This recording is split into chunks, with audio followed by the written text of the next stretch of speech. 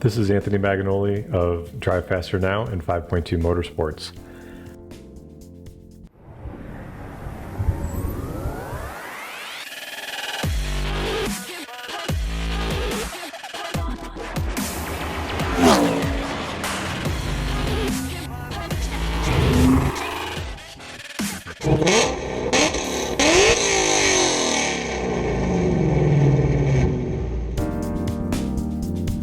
This past weekend in Mid-Ohio, we were running with NASA Great Lakes.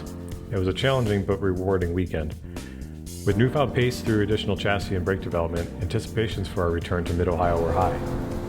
Our Friday testing was cut short when the harmonic balancer let loose off the front of the engine and cut an oil line. I was able to keep the car off of any walls as I slipped and spun in the car's oil. Cory, Zach, and Jeremy jumped into action, tearing down the front of their car as I chased down parts in Columbus. Unfortunately, the repairs were not going smoothly. Around 10 p.m., it was looking rather hopeless, but it was then that a breakthrough was made to keep us going. The team's commitment, and a very large hammer, allowed us to persevere.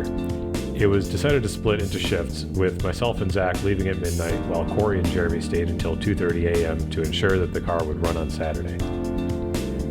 Zach buttoned up the finishing touches on Saturday morning, and the car ran flawlessly in warm-up and qualifying. After qualifying, we decided to move up classes from ST2 to ST1. We did this so that we would have more cars to race against, even though they were theoretically faster.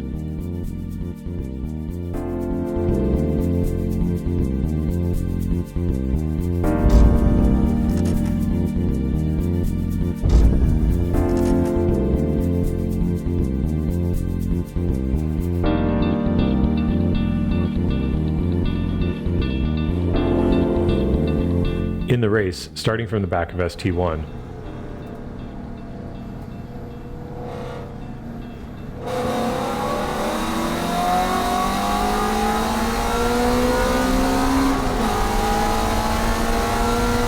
I shot through the field, getting to the lead after only 6 turns.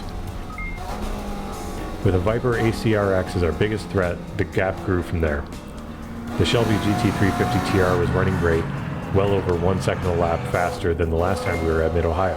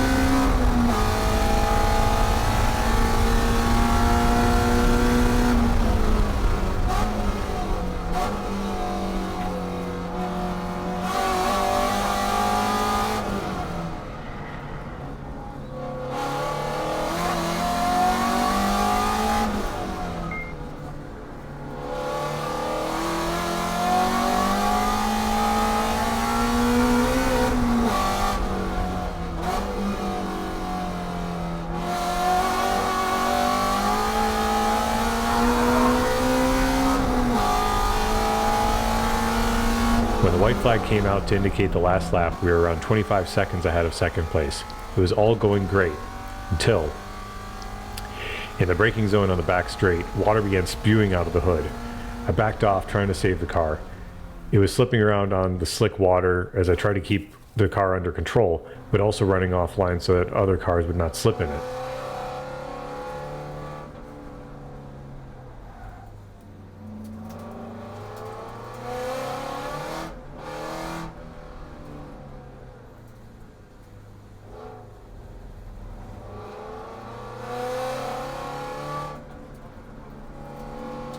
At a greatly reduced speed, I drove partially in the grass down Thunder Valley, watching for the warning on the dash that we were dreading.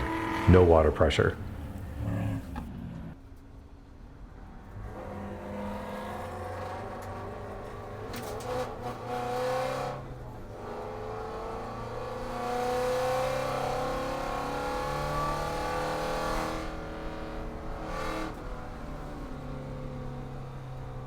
Changing screens to monitor temperatures, it became apparent that we were in the danger zone.